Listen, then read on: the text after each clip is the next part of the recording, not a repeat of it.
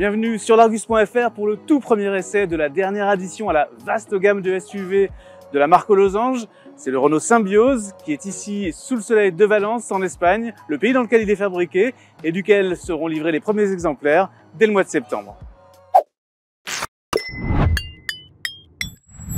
Le Symbioz aurait tout à fait pu s'appeler Grand Capture, puisque si on regarde la partie avant de ce modèle, il faut vraiment aller dans le détail de sa calandre pour trouver une différence avec son petit frère.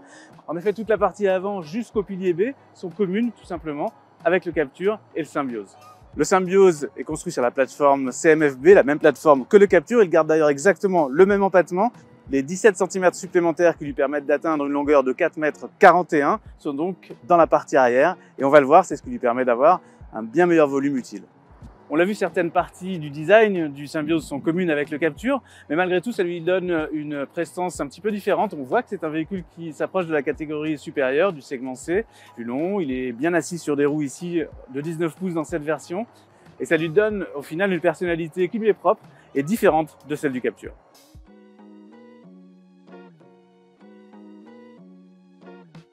C'est la partie arrière qui distingue le Symbioz le plus du reste de la gamme, notamment avec ses feux qui font penser, une fois qu'ils sont allumés d'ailleurs, un petit peu à la précédente génération du Tiguan, qui lui donne une assise comme ça sur la route. Alors la gamme des SUV Renault est vraiment vaste, il est lui coincé entre le Capture en dessous, l'Austral au-dessus, l'Arcana on va dire sur le côté, qui lui est plus grand mais avec une forme de SUV coupé, et également le Scénic qui est à peu près du même gabarit mais qui lui n'est qu'en électrique, alors que le Symbioz pour son lancement n'est proposé qu'en version hybride, comme on le voit ici avec son badge e-Tech. On peut trouver que cela fait beaucoup de SUV dans la gamme, mais c'est assez judicieux parce que l'an dernier, en France, une voiture sur deux vendue était un SUV. Son positionnement le met face à des concurrentes assez différentes. Alors d'abord dans le groupe Renault, le Dacia Duster de dernière génération bien sûr. Chez Stellantis, le duo Citroën C3 Aircross et Opel Frontera qui viennent de sortir, qui seront eux proposés également en version 7 places, mais qui sont un petit peu comme ça entre deux segments avec un tarif agressif et beaucoup d'espace intérieur. Il sera également face au duo coréen Hyundai Kona et Kia Niro, qui eux ont l'avantage d'avoir plusieurs types de motorisation. On peut aussi noter le Toyota CHR, même s'il est un petit peu positionné plus haut de gamme. Et puis enfin, ne pas oublier que dans la gamme Renault, la Mégane thermique a disparu, ce qui veut dire que dans le segment C, l'offre que propose le constructeur aux losanges, eh bien c'est maintenant le Symbioz, et c'est lui qui aura fort à faire face à la reine du segment C, qui est la 308 en berline et en break. Pour avoir beaucoup plus de détails sur les concurrentes du Renault Symbioz, je vous propose de cliquer sur le lien ici qui apparaît en haut à droite de l'écran, qui vous emmènera directement sur l'article qui vous montre tout cela beaucoup plus en profondeur.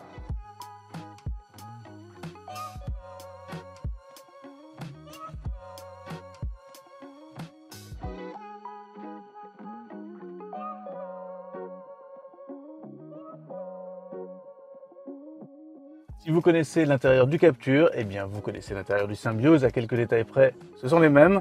On retrouve la planche de bord qui a pris un tout petit peu d'âge mais qui reste bien présentée, qualitative et surtout qui bénéficie de la toute dernière génération du système d'infodivertissement signé Google, vraiment très performant, très rapide, extrêmement facile d'usage, efficace, c'est un vrai plaisir et c'est un des meilleurs du marché. Un petit détail qui différencie le Symbioz du Capture, ce sont les tissus, les revêtements de siège qui lui sont spécifiques. On trouve ici de série la console centrale flottante qui ménage des rangements bien pratiques, y compris la recharge par induction ici en bas de la console. En exclusivité à ce niveau de gamme, on retrouve ici le toit Solar Bay, ce toit panoramique composé de différentes portions de LCD qui peuvent être obscurcies à volonté, soit au moyen d'une commande au plafond, soit à la voix avec le système de Google. Alors c'est ce toit qui est apparu dans le Rafale et dans le Scénic et qu'on retrouve maintenant à ce niveau de gamme à bord du Symbioz. Renault réutilise le slogan des voitures à vivre pour qualifier ces véhicules, un slogan qu'on connaissait des publicités d'il y a pas mal d'années maintenant. Il s'applique bien à cet habitacle qui est truffé de rangements, vraiment pratique à vivre au quotidien. C'est vrai pour les places avant et c'est bien sûr vrai aussi pour ce véhicule familial aux places arrière et au niveau du coffre. Puisque l'empattement du Capture est repris ici à bord du Symbioz, bien entendu, l'espace aux places arrière est identique. Ce n'est pas une mauvaise chose puisqu'on est vraiment installé confortablement, de la place pour les jambes, un vrai espace sous les sièges avant pour pouvoir allonger les jambes, une position d'assise vraiment agréable, même pour 3 personnes puisque la place milieu, ce qui est assez rare pour être signalé, est confortable et moelleuse même au niveau du dossier. Donc on est vraiment bien installé, la garde au toit elle aussi concourt à cela. Un espace qui peut être modulé au moyen de la banquette coulissante sur 16 cm. Même valeur que dans le Captur. Et bien sûr, une fois arrivé à la position maximale, là, l'espace devient vraiment très limité, mais tout cela se fait au bénéfice du volume de coffre. Le haillon arrière électrique sur notre version haut de gamme iconique de série offre un bel accès à un coffre qui bien sûr est en augmentation par rapport au Captur. On atteint un volume de 434 litres selon la méthode de mesure VDA.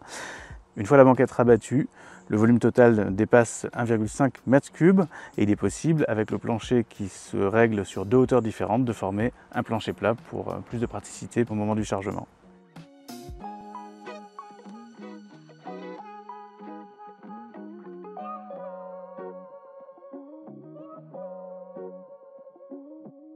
Au volant, naturellement, les sensations de conduite ne sont pas inédites.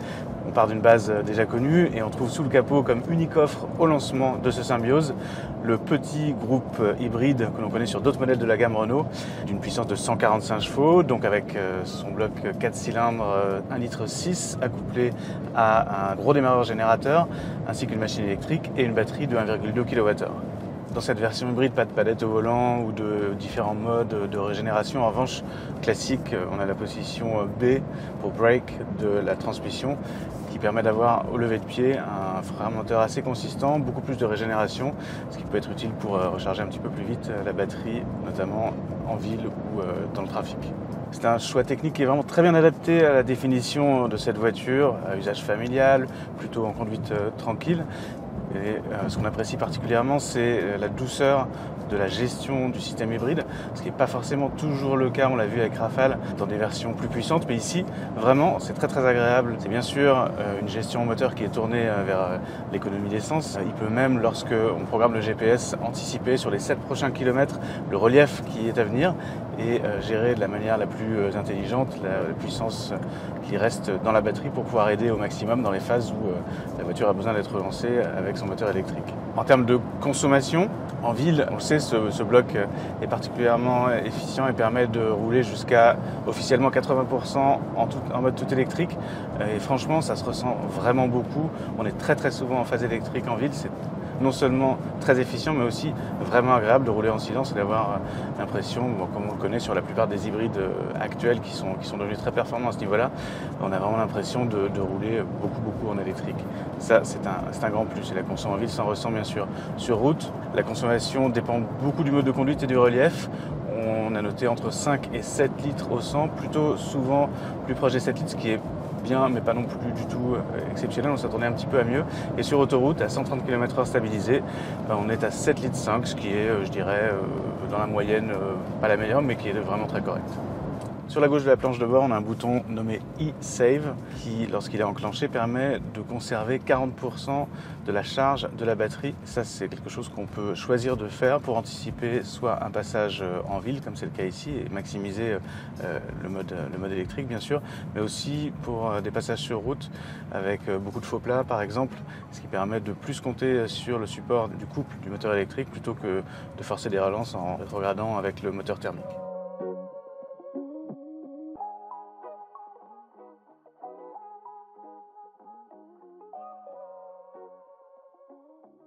C'est un plaisir de voir à quel point la boîte à crabot multimodale que Renault a choisi pour son système hybride est beaucoup plus agréable à la conduite que ce que peut être un système à variation continue comme on connaît chez Toyota, même si c'est bien sûr très efficient. Ça permet d'éviter que le moteur ne monte dans les tours, ça donne une conduite beaucoup plus fluide et c'est vraiment transparent pour le conducteur, très bien géré. Et dans cette version, notamment, sans aucun à-coup et avec une grande douceur de fonctionnement. Naturellement, à l'avenir, la gamme va s'étoffer côté motorisation. En plus donc de cet hybride de 145 chevaux, on aura en entrée de gamme un modèle micro-hybride. On ne connaît pas encore tout à fait la puissance, probablement sur la base du 1,2 litre. Il y aura également une version GPL qui est prévue, comme c'est le cas par exemple chez Dacia. Et puis à terme, d'ici quelques années, ce sera la prochaine génération du bloc hybride qui prendra place sous le capot du Symbiose.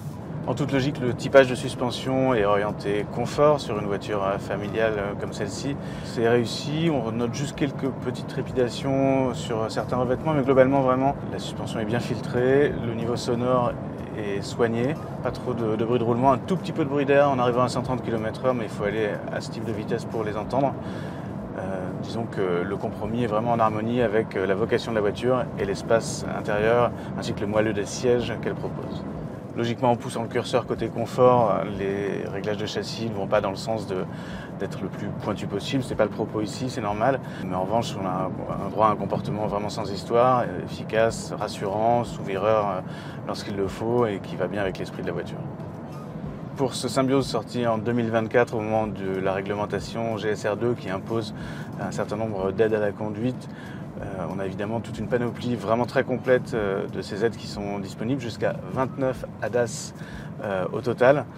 La bonne nouvelle, c'est que, comme c'est le cas sur la gamme Renault de manière générale, on a ce petit bouton magique à gauche de la planche de bord qui permet d'aller en 2 clics dans ce qu'on appelle My Safety Perso, qui permet de choisir ceux que l'on veut laisser, mais aussi ceux que l'on veut retirer, comme typiquement l'alerte de survitesse ou l'avertissement de franchissement de ligne qui, dans certaines conditions, pourraient être vraiment très vite agaçants, mais qui heureusement donc sont déconnectables très facilement et rapidement. Au bilan des prestations dynamiques du Symbiose, on note juste un petit bémol concernant la sensation, la pédale de frein. Alors c'est quelque chose qu'on remarque souvent malheureusement sur certaines hybrides et électriques. Ici c'est assez flagrant, manque de consistance, de régularité dans la sensation de la pédale. Rien de bien méchant, mais ça pourrait être un petit peu mieux mis au point. C'est dommage parce que de manière générale, c'est vraiment l'homogénéité qui caractérise la définition de cette Symbiose.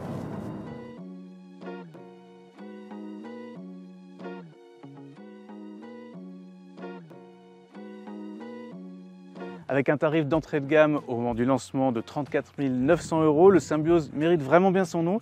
Une synthèse de ce qui se fait de mieux sur ce segment de véhicules familiaux destinés à un public majoritairement de flotte d'entreprise. C'est un excellent compromis avec son moteur hybride moderne, avec son équipement extrêmement complet dès ce niveau de gamme-là. Pas besoin forcément de dépenser 3 000 € de plus pour aller jusqu'à cette version iconique que nous avons ici à l'essai. C'est également un excellent compromis encombrement, habitabilité et coffre. Et pour ceux qui souhaiteraient dépenser encore un petit peu moins pour pouvoir accéder à ce modèle, il faudra attendre l'année prochaine et l'arrivée d'une entrée de gamme micro-hybride à tout juste 30 000 €. Vous pouvez retrouver tous nos essais naturellement sur notre chaîne YouTube et sur tous les réseaux. N'hésitez pas à vous abonner et je vous dis à bientôt sur argus.fr.